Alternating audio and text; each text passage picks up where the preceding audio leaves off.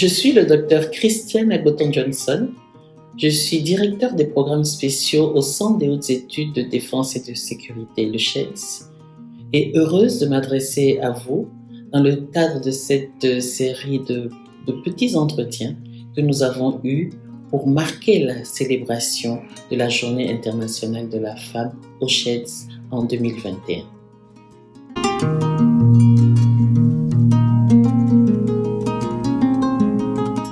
Cette question est extrêmement intéressante, mais elle est évidente. Pour un centre qui, depuis 2015, a lancé un programme à l'intention des femmes, un programme qui parle de leadership, défense, sécurité et paix, il était important pour nous de marquer le 8 mars. Mais je dois quand même reconnaître que cette année, l'activité n'a pas été initiée par notre direction. Elle a été initiée par des jeunes hommes du centre, ce qui marque quand même, je trouve, une très bonne immersion dans le domaine du genre pour ces jeunes hommes-là. Et parce que également en 2019, nous avions déjà au CHEDS célébré la Journée internationale de la femme. Donc il était important qu'on puisse, en cette période, on peut dire assez spéciale, avec la pandémie, organiser cette activité et parler du thème. Alors je me permets de lire ce thème qui a tout simplement collé avec le thème international. Alors, il nous est dit que cette année, la thématique prioritaire de la 65e session de la Commission de la condition de la femme, participation pleine et effective des femmes à la prise de décision dans la sphère publique, élimination de la violence, réalisation de l'égalité des sexes et autonomisation de toutes les femmes et de toutes les filles, avec une campagne phare portant sur Génération Égalité. Et c'est ainsi que cette année, le thème international a été « Leadership pour un futur égalitaire dans le monde de la COVID-19 ». Donc évidemment, le CHEDS ne pouvait que s'inscrire dans cette dynamique.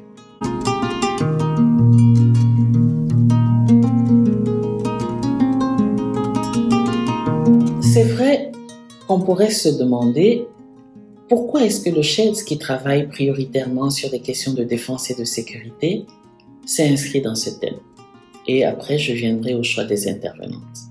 On s'est inscrit dans le thème tout simplement parce que l'option principale au CHEDS, ce qui est vraiment le fil conducteur de tous nos programmes, c'est l'option sécurité humaine. Et lorsque vous parlez de sécurité humaine, tout ce qui peut porter atteinte à la sécurité de quelqu'un devient un défi, devient une menace. Et donc, on s'est bien rendu compte que la pandémie COVID-19 est devenu un réel défi, non pas seulement sanitaire, mais également avec des implications tellement larges que nous devions nous y intéresser. Donc, c'est également tout à fait en corrélation, en parfaite cohérence avec ce que nous avons toujours fait pour avoir, comme on dit, pour générer un vivier de femmes qui ait des idées novatrices, qui s'engagent dans les questions de défense et de sécurité. Le choix des intervenantes. En fait, notre programme, il y a donc eu un panel avec juste 2 intervenantes. Une première, donc le docteur Ndeye Amin Ndiaye, que vous avez déjà suivi, experte en genre et sécurité, qui est venu nous parler de l'approche genre dans cette gestion de la pandémie. Est-ce que les femmes, est-ce qu'il y a eu réellement une approche genre? Est-ce que l'impact de cette pandémie a été plus fort ou différence en direction des femmes, etc. Donc, important d'avoir quelqu'un de ce niveau, une universitaire reconnue, enseignante, chercheur et qui travaille beaucoup avec nous au CHEDS sur toutes ces questions-là. La deuxième intervenante, Madame Diago Ndiaye, qui est la présidente du RESPECO régional, est intervenue parce que moi, j'avais connaissance de l'existence de ce réseau COVID-19, riposte COVID-19, avec des femmes engagées, avec des initiatives simples, comme savent le faire les femmes, mais des initiatives percutantes et pertinentes. Et il fallait qu'on sache qu'est-ce qui se fait au Sénégal, mais qu'est-ce qui se fait également dans la sous-région et comment y répondre. Alors, parler des intervenantes, mais parler également des cibles et des quelques participantes qu'il y a eu, parce que c'était une activité en présentiel. Nous avons rassemblé des femmes des forces de défense et de sécurité, gendarmerie, police, armée. Nous avons également administration pénitentiaire. Nous avons également eu des femmes universitaires, enfin des femmes et des hommes, Donc des chercheurs, des journalistes, en fait tout ce qui crée un peu le petit microcosme qui a été autour de la gestion de la pandémie et qui va certainement continuer parce qu'il ne s'agissait pas seulement de faire un état des lieux, mais il s'agissait également de proposer des solutions.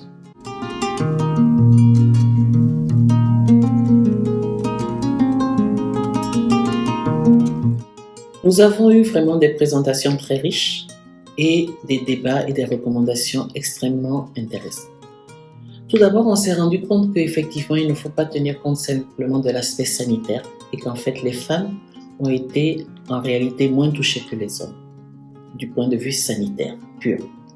Mais ils ont été extrêmement touchés du point de vue social, du point de vue, des violences, du point de vue économique. Alors quand on prend le social, les questions de distanciation, le fait qu'il y ait eu des couvre-feux, n'oublions pas que la plupart des femmes sont dans l'économie informelle.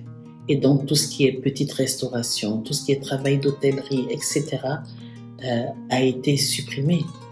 Et donc des rentrées d'argent et des vulnérabilités qui augmentent. Ensuite, le fait de se retrouver à l'intérieur de domiciles qui sont parfois restreints, tout cela a fait que les violences ont augmenté au sein des foyers. Il y a également toutes ces questions qui sont liées à, comment on pourrait dire, une non prise en charge des autres priorités sanitaires. La santé de la reproduction a été mise vraiment de côté. Et donc, on se retrouve avec des grossesses non désirées.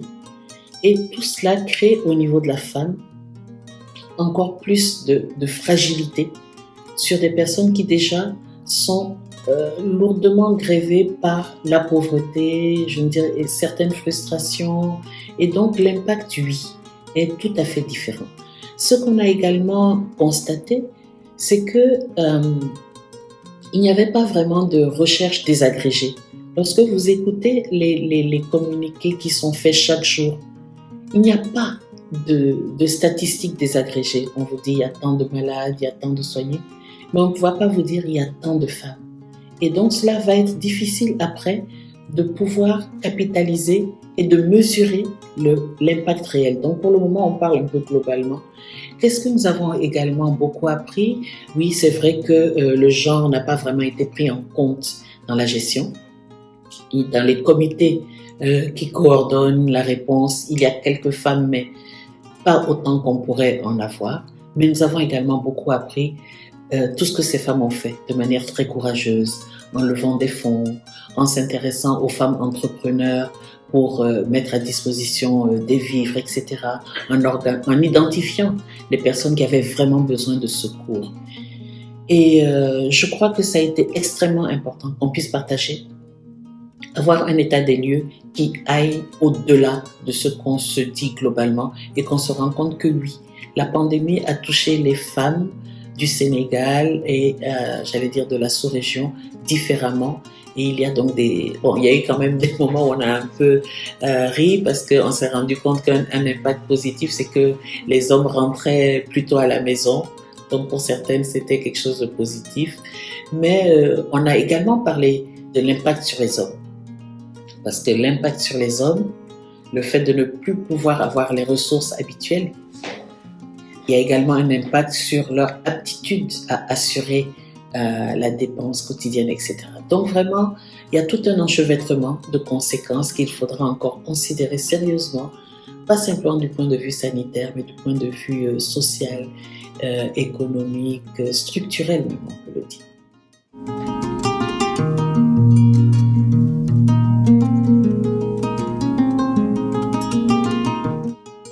Les femmes des forces de défense et de sécurité sont à saluer. Vous en avez eu quelques-unes dans cette série d'entretiens. Et au-delà de leur posture, normale, de membres des forces de défense et de sécurité, donc elles ont suivi l'application des couvre-feux, etc.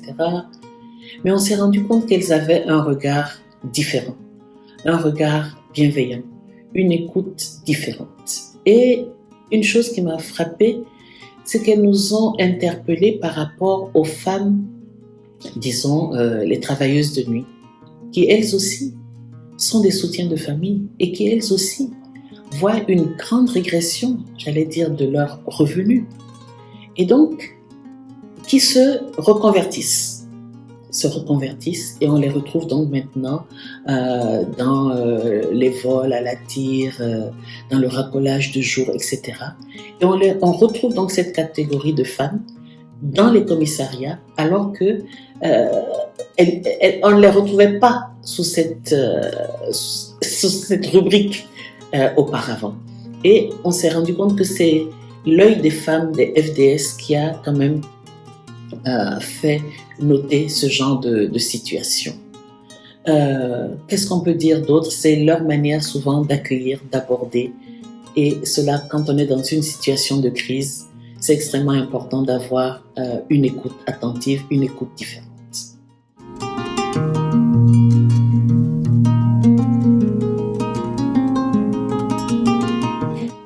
Pour moi, et je le dis à différents niveaux, la pandémie, c'est vrai, a ses aspects négatifs, mais également a ouvert beaucoup de fenêtres d'opportunités.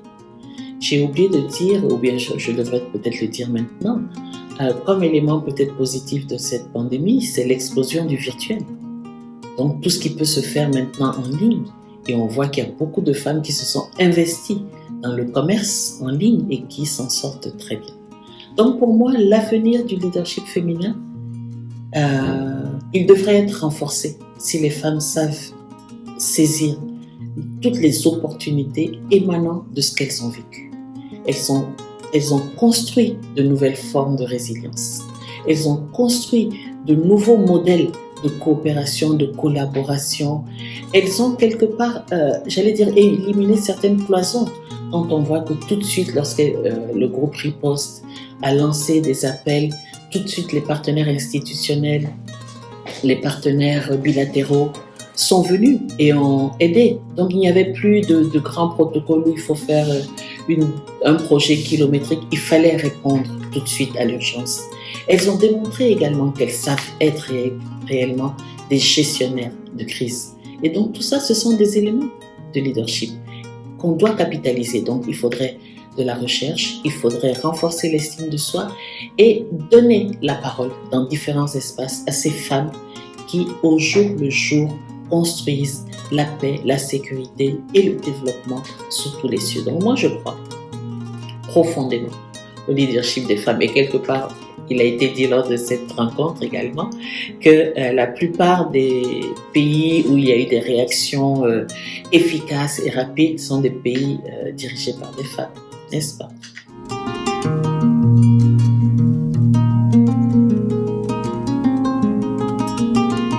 Mon message aux femmes, soyez celles que Dieu a créées.